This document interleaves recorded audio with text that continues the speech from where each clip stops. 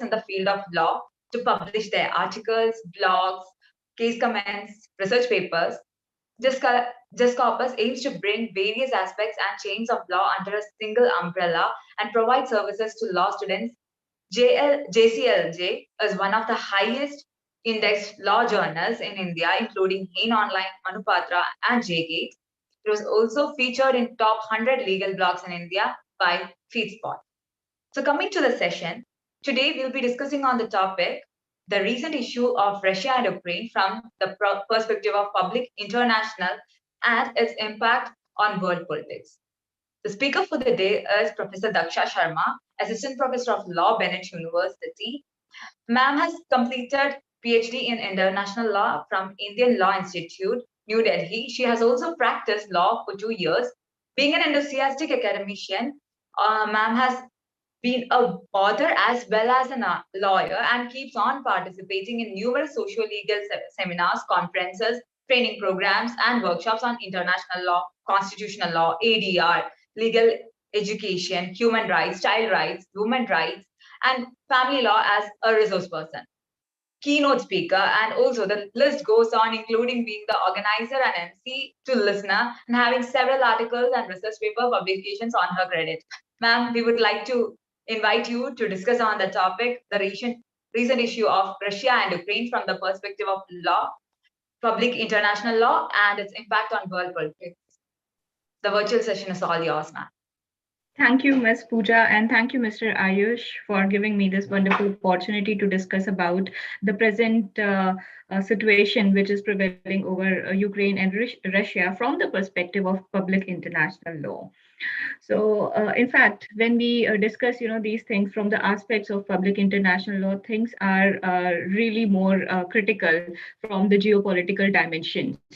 When we see both the sides, as a law person, if we see the law points from both the sides, we need to understand the perspective. We need to understand the historical and the cultural differences which were prevailing between these two countries. What were the reasons because of which this situation has ultimately emerged in the current scenario?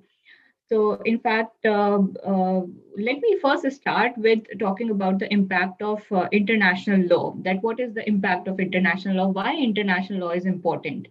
So it is not that international law is getting affected or it is getting popularized only with the West. More role has to play with the Eastern countries also. So it is not the West and East implications.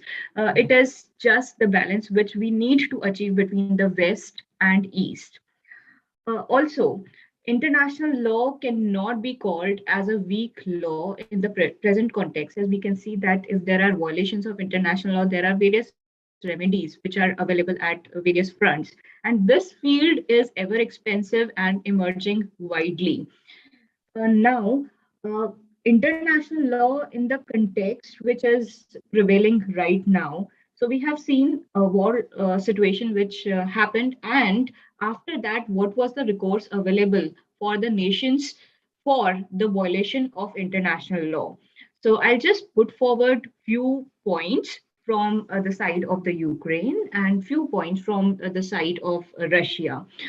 Now, typically speaking, as we know that application has been filed in ICJ, stating that there have been violations of international law by Russia. Russia emerged as an aggressor, and there were human rights violations. These were on the lines of violation of international law. So it is stated that Article 2 subclause 4 of United Nations Charter has been violated, which prohibits use of force. So force cannot be used in order to establish hegemony over the nations, and that is what is promulgated, that is what is enshrined in Article 2, Clause 4 of UN Charter. So here, in this context, we need to see that these are the legal points which are favoring the application which is there in ICJ by Ukraine. So after this, beyond this, there are very many fronts wherein Ukraine may approach. For instance, we have this European Courts of Human Rights, and then we have this International Criminal Court. So in the same context, we cannot say that international law is a weak law. We are saying that if there are violations of international law, there are various remedies which are available, and how states are using those remedies. Now, coming to the side of Russia, we have the principle of self-defense, which is very much visible in the lines of international law. So, talking more in the context of public international law and the principles and the emerging principles and the settled principles of international law, if the action is taken on the ground of self-defense, then it has its own protection under the legal regime. Now, when we talk about countries, it is a difficult situation comparatively. If you talk about individuals, the situation is different. If you talk about two nations, that is a different geopolitical situation, which necessarily covers the perspective of the neighboring countries. Okay, so here you can see that the war is happening between Ukraine and Russia. But Ukraine, you can see that Ukraine may be the face for the implications which have been existing over the past years. Okay, so some of the professors, some of the writers, some of the authors are coming up with the views that this is actually not the war between Ukraine and Russia, but Ukraine is merely the face. Now, we need to understand this from the perspective of NATO, that is North Atlantic Treaty Organization, the countries which are the part of NATO. The whole controversy arose because if we see that historically Ukraine was the part of USSR, but after that, when there was differentiation between the territories, Ukraine emerged as a separate state, and after that, we know the principle of state, which is discussed under international law. So, what comprises of a state? How can you say that a particular territory is state? So, there are four components which are required for a territory to be called as the state. So, first one is the population. Second one is the government. Third one is the territory, and the fourth one is the capacity to enter into the international relations. So, if these four points are well covered, then the entity can be called as state. So here there is no question of Ukraine being a state. But previously, if you see, there are some historical and cultural ties which were existing between Ukraine and Russia.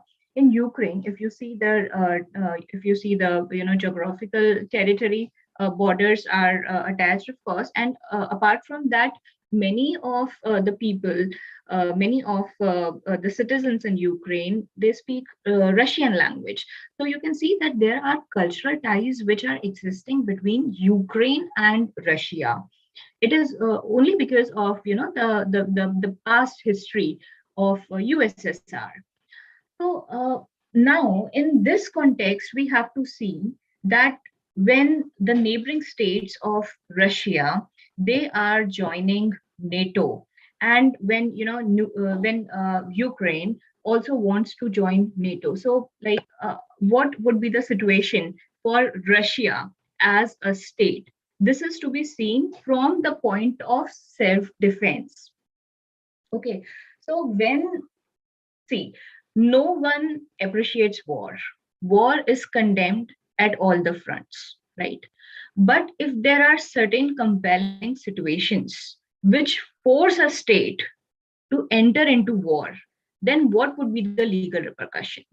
So, on the lines of self-defense, when you see that you have threats existing in your neighboring states, and that might be threatening to your own entity, to your own existence, then if the action is taken, so that becomes a different that introduces a different shade in the story. So herein we have to see the whole aspect from the point of view of West, NATO, and neighboring countries of Russia. So, as what we can see today, and I really appreciate the step taken by Government of India. Government of India has taken a neutral stand, and it is so because this is what is needed at the present time. No country is in support of war. We have strict international law which talks about humanitarian law, international humanitarian law. We have Human Rights Council established for the same.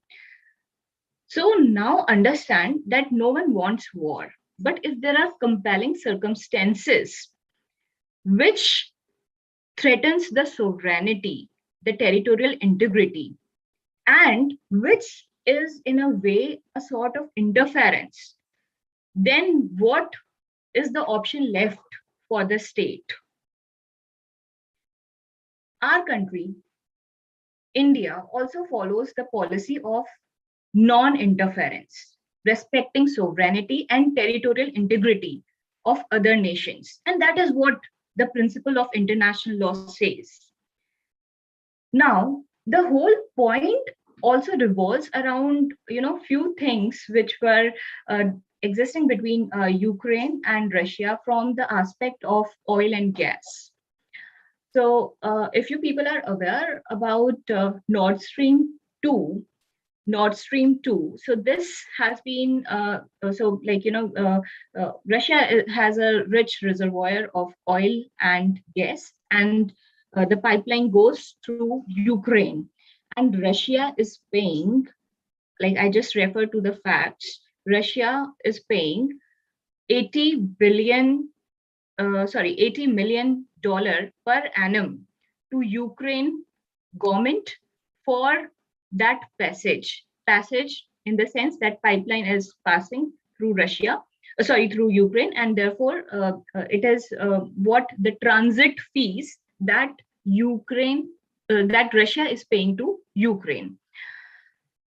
Now, understand that in such a situation, why would Russia, when it has its own interest lying there in its neighboring state, why would anyone prefer a war-like situation, or why would anyone enter into a war? Now, because of this Nord Stream 2, there were impacts which were existing, that they started developing pipelines along the sea coast, and therefore therefore Ukraine suffered from the threat that if Russia is developing the pipeline across the coast and undersea pipeline, then the transit fee which Russia is paying to Ukraine will not be received by them in future. So this is what Nord Stream 2 is all about. So now we see that West is imposing sanctions, US is imposing sanctions on Russia, and many other countries are imposing sanctions on Russia for initiating the war. So these sanctions are in the form of financial sanctions, economic sanctions, traveling sanctions. But my question is that will West refrain from the usage of oil and gas which is provided by Russia? This is my question. So here the things are geopolitical as what we are witnessing. But again, law cannot be molded in favor of one nation. Law is same for all. This is what the spirit of law is. That is what our constitution says, right? So that is the spirit of law, that law is same for all. It should not be molded for one's usage, berefting others or subsiding others or keeping others aside. Now this West hegemony is to be seen from the perspective of international law, that how West is interpreting international law. When we see international law in Indian context, yes, we as a country are respecting international law at all the fronts.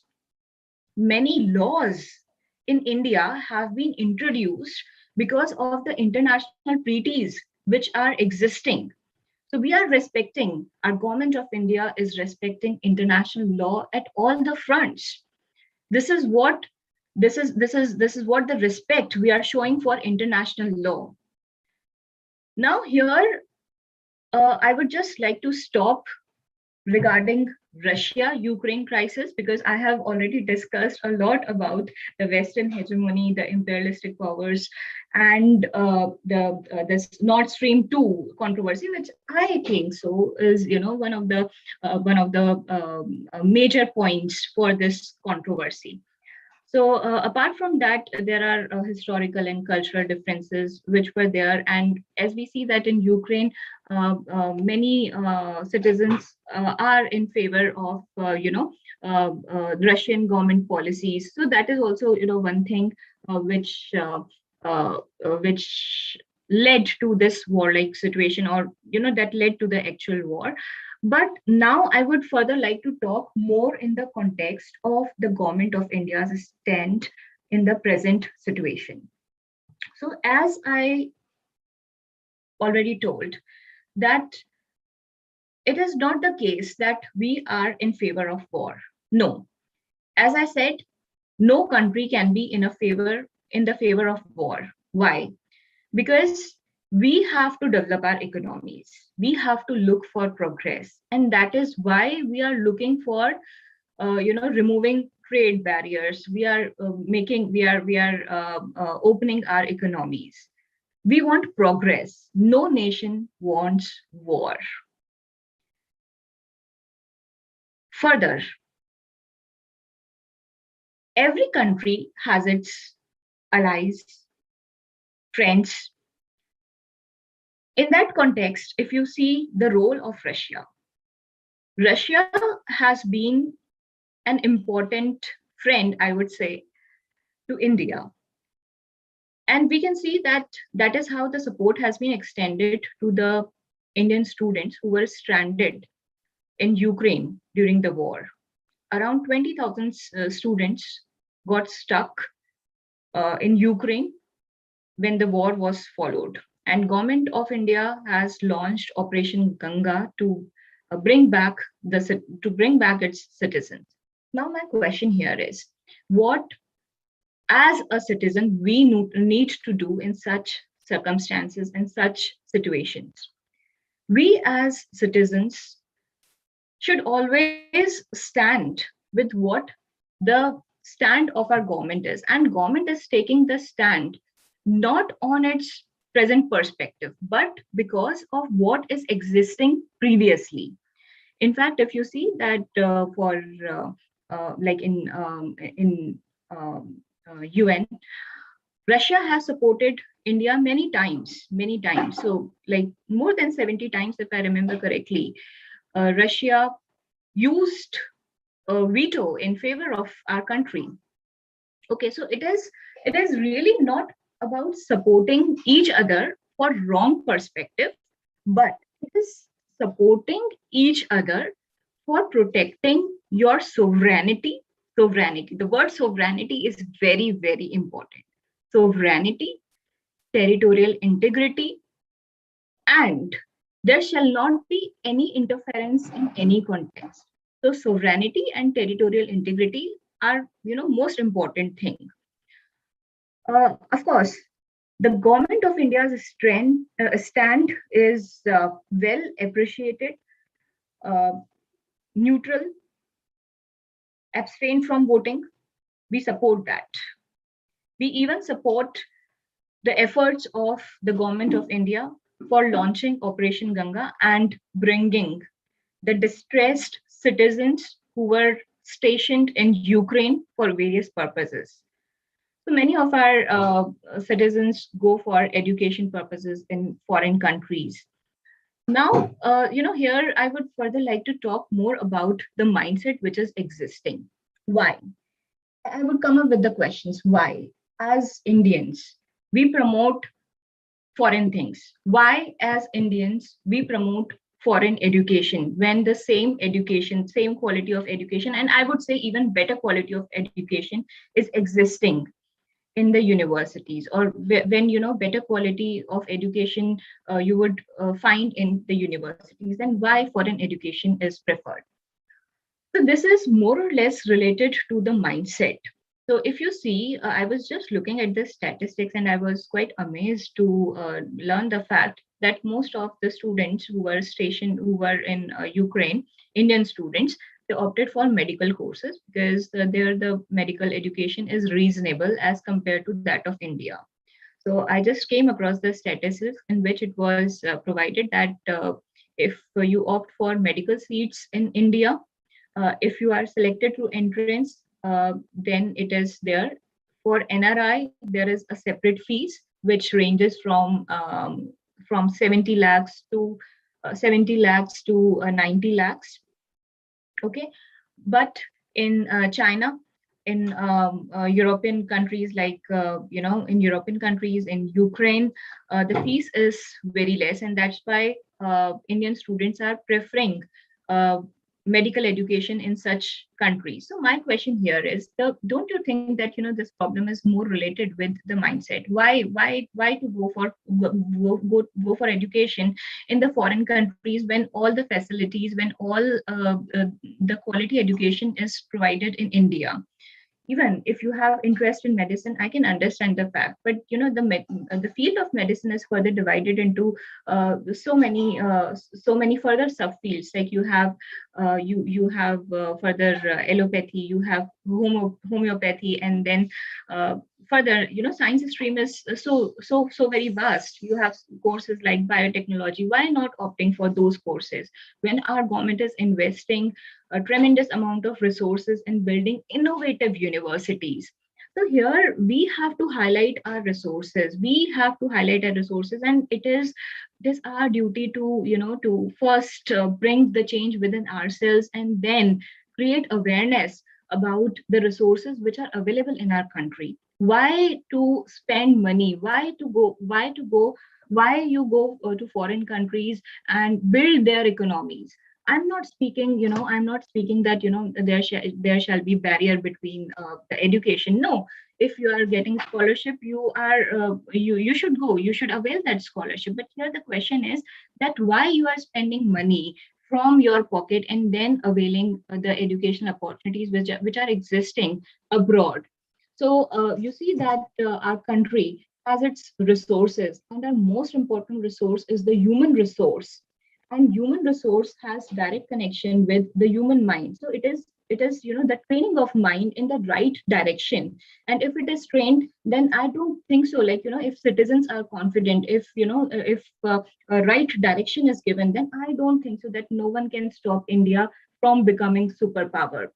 It is just not a dream, but it can be turned into reality, if the thought process is changed that way. So, of course, in fact, India, in the context of international law, if I have to speak on that, I would say that India is a peace-loving country.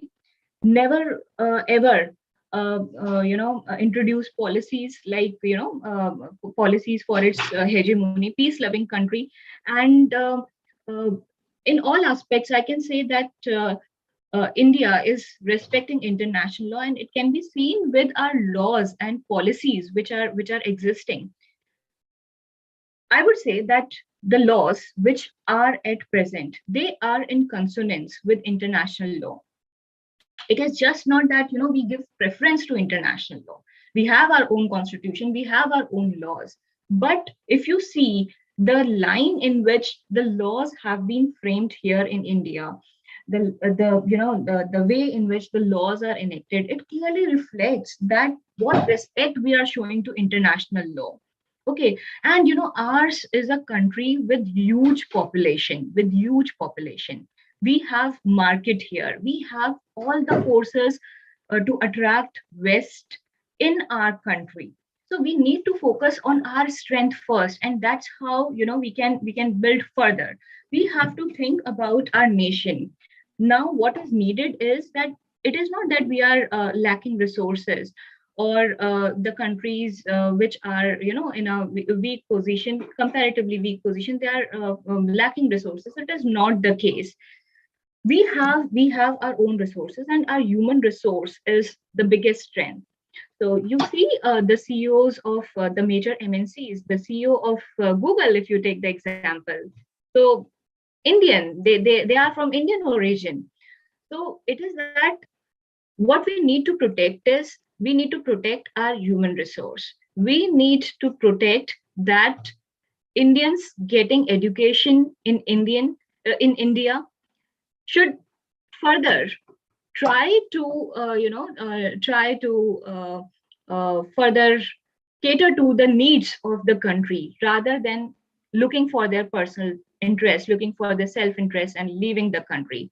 So of course, there is no restriction on the freedom of movement. Everyone is free to take his or her own course, but here we need to be more thoughtful from the perspective of our nation. I would like to say that, many of my international law professors in India, because I never opted for any foreign university, my education has been done in India. Many of my international law professors and law professors were getting opportunities to go for foreign universities, to take up jobs there and to teach the students, but they denied. Why? The reason is they wanted to serve India. They are serving India. Okay, so it is not that when you are in civil services you can serve the country. No, it is whenever, like, you are in any position, wherever you are working, you can serve the country. So the nationalism, the spirit of nationalism comes from heart, and that should be there. So now this sense should be cultivated. We see the Operation Ganga has been conducted, like, still, like, people are coming, but my heart boils down to the fact that the efforts of the government of India have been discouraged by its own citizens. Okay, so here what we need to do is that attitudinal shift is required, and we need to cultivate the sense of nationalism. Our government is taking all the steps to protect the citizens. Even, like, if you are stationed abroad and if such situations arises, our government has launched this operation, and it is really working. I'm aware about this. I'm keeping trace of all these activities. You just see the website of MEA, Ministry of External Affairs. They are regularly issuing guidelines with respect to the Indian nationals who are stranded in Ukraine. So we can't say that government is not doing anything. So it is more in the context of what we think as an individual. So I hope I said enough about the war, the stand of Government of India and Operation Ganga. So that is what I wanted to say. If there are questions, I would certainly like to take up. Yes, ma'am, we have some queries from the participants. Shall I begin the same? Yes. Ma'am, the first question is, what will be the long-term goals of the economic sanctions imposed by NATO countries on Russia and its economy, and what Russia can do to counter these sanctions? Okay, so regarding sanctions, I already told that these are the sanctions in the form of economical sanctions, travel sanctions. So with respect to, you just wait and watch and see the situation, how they react to this oil and gas situation, because oil and gas is the strength of Russia, and they know their strength. They know where their strength is. So let's see that how long it is going to continue. But certainly, in the context of in the context of what is there before ICJ, like, uh, law, the course of law will be followed. And even, like, if 5 countries supported the move, so that's not like the war is supported. It is, don't think so that the war is supported. Never think like that in the lines of international law. It is just that uh, there was a situation which was created, and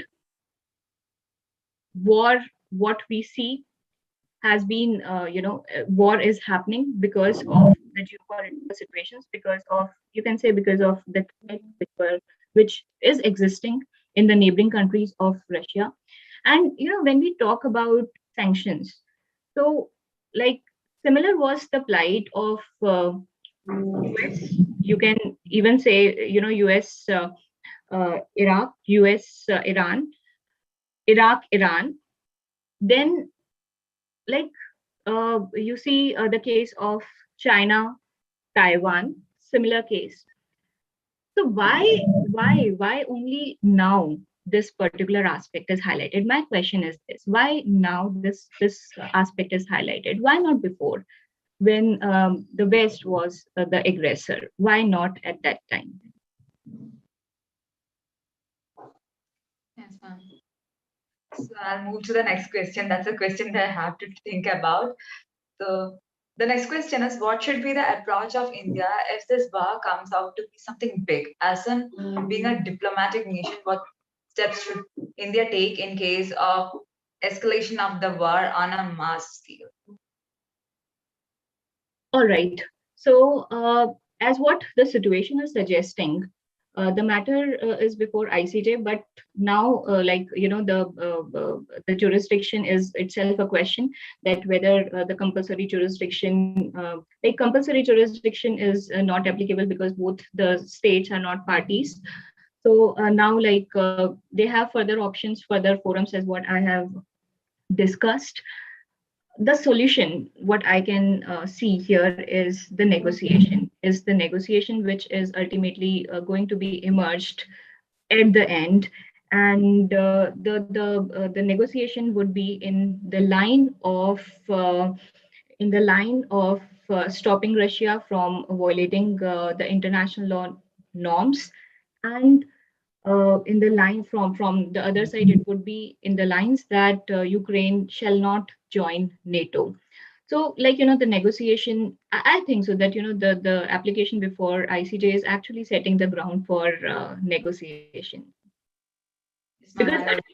ultimately, because even if the matter is before ICJ, the sanctioning authority is UNSC. The sanctioning authority is UNSC, and there we know veto power is with 5 countries. So there again, the possibility of finding the solution is very bleak and weak. So therefore, negotiation is the only way out in such circumstances. Yes, ma'am. I do believe the same. Negotiation would help a lot.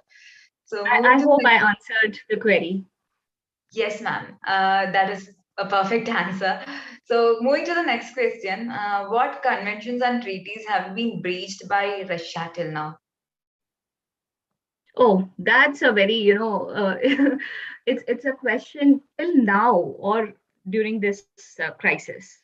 If it is Till still now, then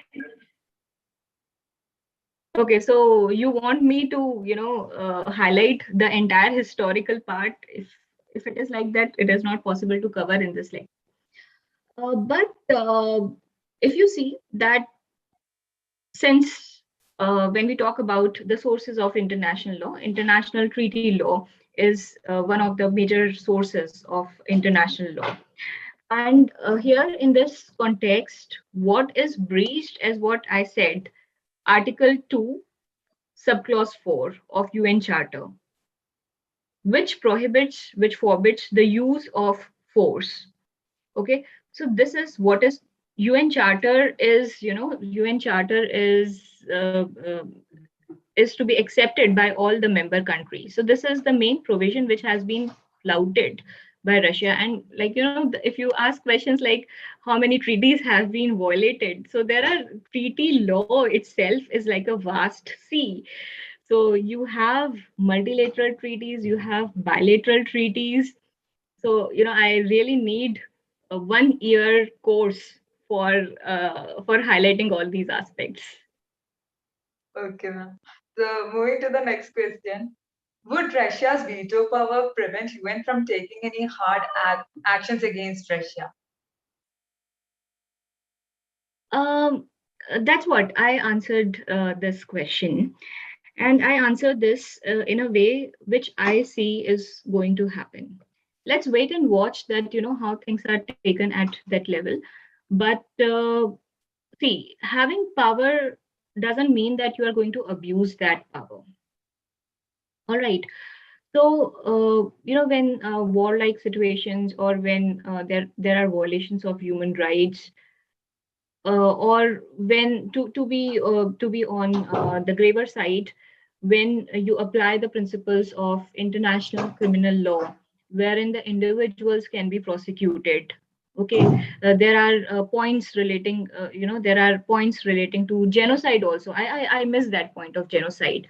So genocide is also one very important legal issue from the side of Ukraine. Let's see how it is argued, how it is submitted. So now, like, when things like this exist, so you cannot say that the power which is lying will be abused. Let's see that, of course, when the power is with the country, so it is not only about that particular country. Then it comes about the allies. It comes with the friends who are supporting the cause.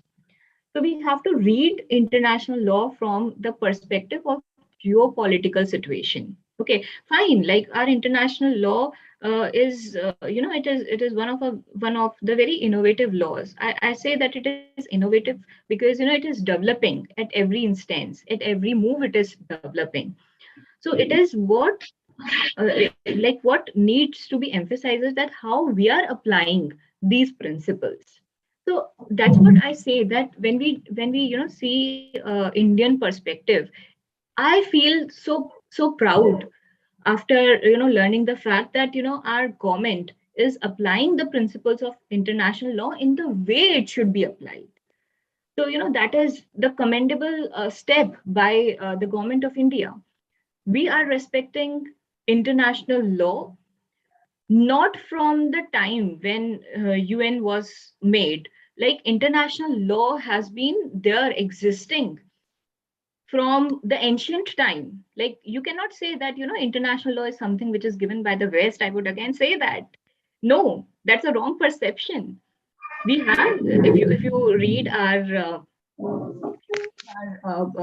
religious books, you read our books like Gita, you read Ramayana, you read Mahabharata. In Mahabharata, you see that there are principles of war, that how war should be fought. Uh, when what is the time for war? Like, even if war is happening, then how it should be fought. So it talks about all these things. So you cannot say that international law is something which is gifted by the West. No, that's a wrong perception. It is there existing in India right from the ancient times. And this is, I'm just the face. I'm talking about this, but this is what I have learned in India. This is what I have learned in traditional universities as a student. So my professor of international law used to talk about this, that why we think that international law is the gift of West. No, it is a wrong perception. Never. Because international law is something which was and is also existing in the ancient texts of India. Okay, ma'am. That pretty much explains everything. The way of history really gives an idea about it. So the next question is, how can the other countries help Ukraine without directly engaging into this war with Russia? All right. So see, war, as what I said, that the war is between Ukraine and Russia on the face, but we know that who are supporting both the sides. So of course, NATO, US, on the face, like, you can find out that there is a support. Okay, so not that they are not participating in the war. The participating countries remain Ukraine and Russia. So you can see that from that perspective, uh, it is not supporting the countries during the war. It is like, what were the relations existing with US and Ukraine, why Ukraine wanted to be the member of NATO, what were the repercussions of the membership of NATO for Russia. So that is what, like, when there are intergovernmental military organizations, then they come out with their own agendas and objectives. And we can clearly see that here the objective is to establish the hegemony.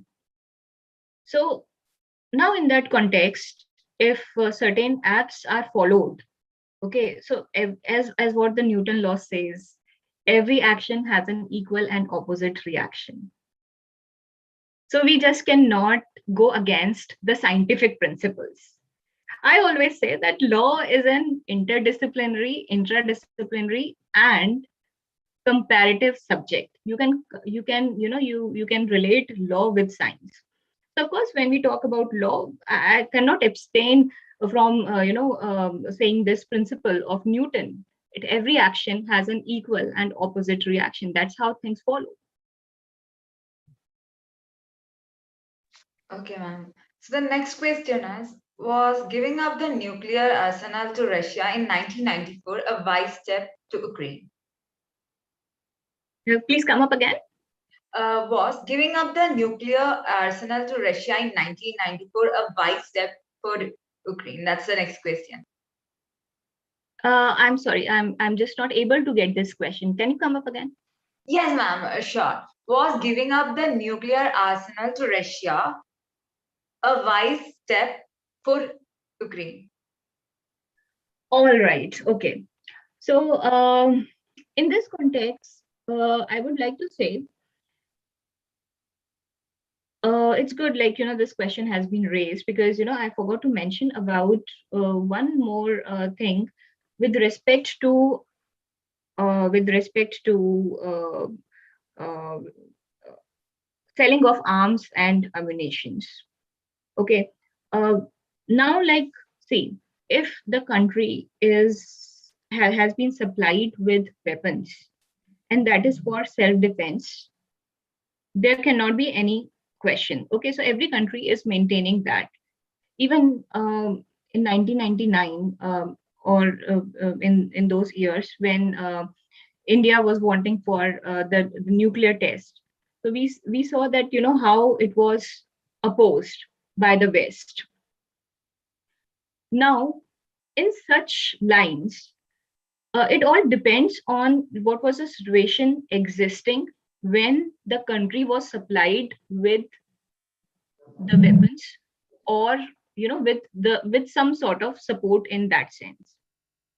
You cannot comment now that was it a wrong step.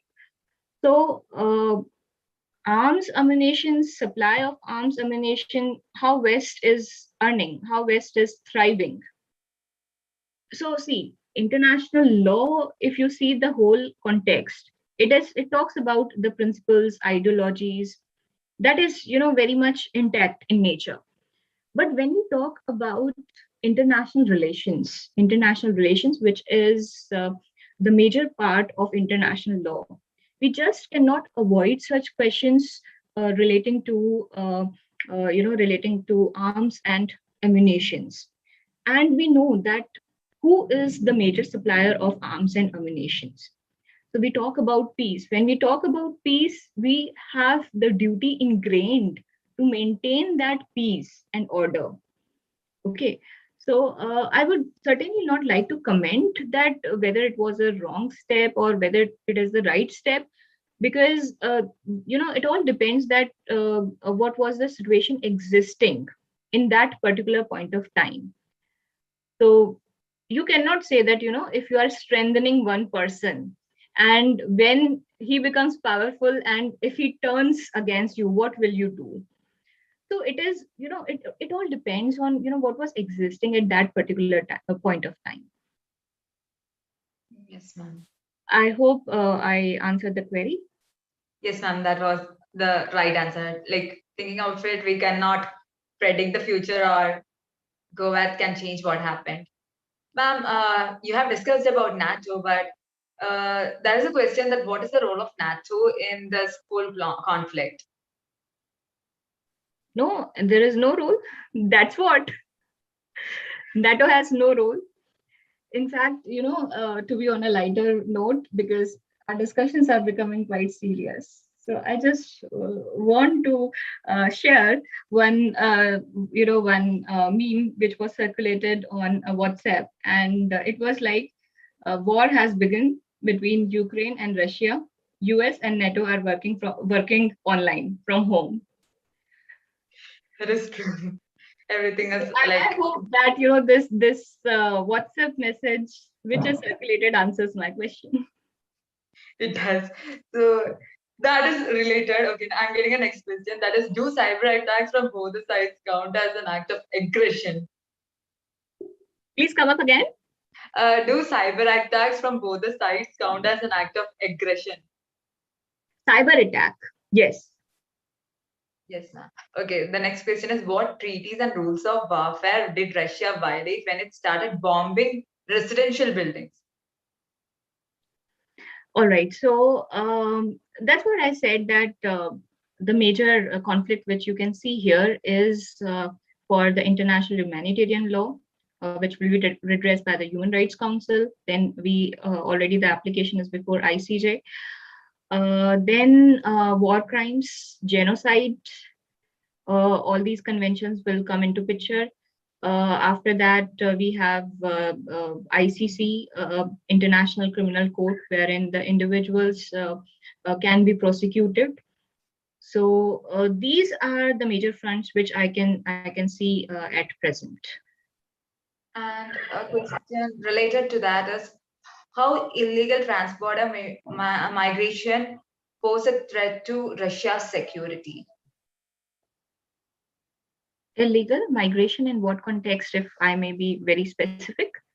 The question was like this: how illegal transborder migration does pose a threat to Russia's security? And I believe the person has mentioned, but If not you can much just more. ask, if you can just ask to give explanation to this question, Yes, I will put it further at the modify start. this. Yes, ma'am. The next question is, how do you think the recent action at ICJ by Ukraine would turn out? That's what I already answered during my lecture. So, according to me, it is going to head for negotiation, and that's what the solution of the entire problem. Okay, ma'am. So now I would like to call Ayush Pandey for the vote of thanks. And if we get the question that was asked before, we'll definitely Uh, take. okay, so just before that, I just want to give a message to the viewers who are present for this program. My message for all of you is that we always hold international law in the highest possible esteem. And that is how the tradition of our country is. As citizens, we should always stand by the side of the government. It is not that, I'm talking about the party in power. It is not about that. Whichever party is in power, we have to support our country. We have to ingrain the spirit of nationalism within ourselves so that our country can grow and prosper. Look for options which are available in the country. And if there is no option here, create options here. India needs Indians. There shall not be brain drain further. Stop that. Our resources should be well utilized in our country. And I would also like to thank my professors like Professor Dr. T.S.N. Shastri, Professor Dr. Manoj Kumar Sinha sir. I would like to thank these professors for shaping our mindsets like this, that resources should be there, and you should develop your country, you should develop your own country. That is the responsibility of the citizens. It is not about supporting, I would further reiterate, it is not about supporting any political party. It is about supporting your country. That is the spirit of nationalism. When you stand by what is right for your country. We have a diversified population. Our country comprises of vast population. So you just understand from the point of view of government also, that even if efforts are putting, it should be efforts from the government, efforts from the civil society, efforts from the citizens. Efforts should be from all the sides. There is no point in playing the blame game and criticizing the government. Now, what we need to do is stand by the side of the country. Whatever is good for the country, whatever is, whatever is in the interest of the country, that should be promoted, that should be followed. International law, the policies which is in favor of the country, which is in favor of our country, you see that our laws are in line, our laws are in tune with that international law. So that is the respect which we show by action. Respect is always shown with action and from from what we do. So that's what I want to urge to my countrymen, that have the spirit of nationalism and stand by India.